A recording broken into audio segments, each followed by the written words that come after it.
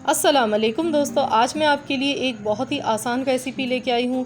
तो आज हम बनाएंगे बहुत ही मज़ेदार से चटखारेदार स्पाइसी कबाब, जिनको बनाना बेहद आसान है और गर्मी के लिए स्पेशल है ये बहुत ज़्यादा रेसिपी। क्योंकि इस मर्तबा ईद पर अगर आप चाहते हैं कि आप कम वक्त में और दावत के लिए, मेहमानों के लिए बहुत स्पेशल कुछ बनाएं, तो आप इस रेसिपी को बना लें। ये रेसिपी आपकी मिनटों में बन जाएगी और खाने वाले तारीफ़ किए बगैर नहीं कह सकेंगे। बहुत मज़े के कबाब बनते हैं। तो चलिए रेसिपी देख लेते हैं। इसके लिए आधा किलो कीमा लिया है और कीमा बिल्कुल बारीक पिसा हुआ होना चाहिए।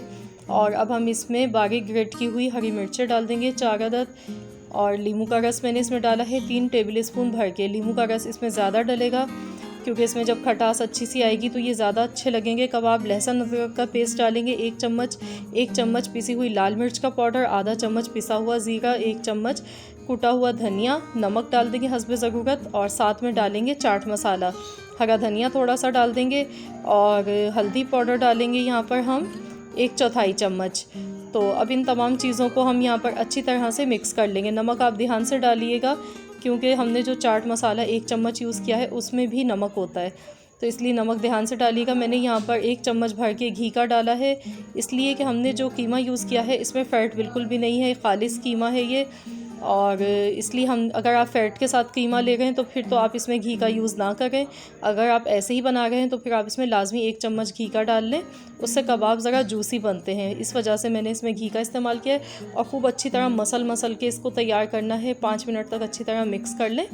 आपने बस एक चीज़ का ध्यान रखना है कि जो कीमा है वो बहुत ज़्यादा बारीक पिसा हुआ होना चाहिए, तभी आपके कबाब टूटेंगे भी नहीं और अच्छे बनेंगे। तो इसको बारबेक्यू का टच देने के लिए मैंने कोयला गरम किया है और मैं इस पर थोड़ा सा घी डाल दूँगी और इसे कवर कर दूँगी और मैं इसको 20 मिनट के लिए ऐसे ही रहने दूँगी। उसके बाद फिर हम इसे खोलकर चेक करेंगे। तो यहाँ पर देखिए, इसको रखे हुए 20 मिनट हो गए थे। आप चाहें तो आप इसे ज़्यादा देर भी मैरिनेशन का दे सकते हैं।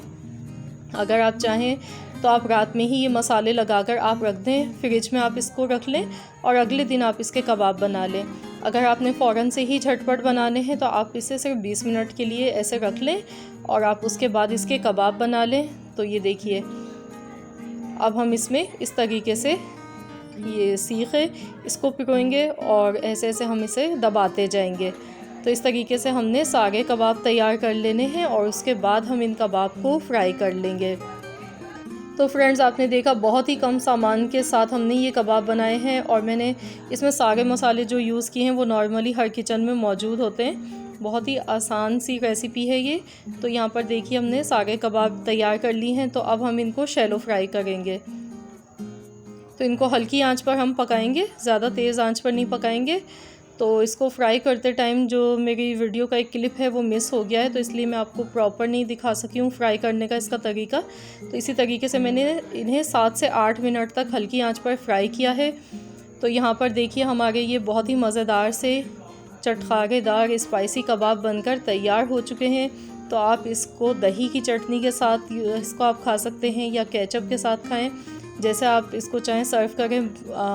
बहुत ही मज़ेदार, बहुत ही लजीज़ कबाब बने हैं, अंदर से बहुत ज़्यादा ये जूसी बने हैं। तो आई होप कि आप सबको ये रेसिपी ज़रूर पसंद आई हो। तो फ्रेंड्स, अगर आपको रेसिपी अच्छी लगी तो वीडियो को लाइक कर दें। चैनल पर नए हैं तो चैनल को सब्सक्राइब कर लें। मिलते हैं इंशाअल्लाह ताला बहुत जल्द एक और न्यू रेसिपी के साथ। तो जब तक के लिए अल्लाह हाफ़िज़।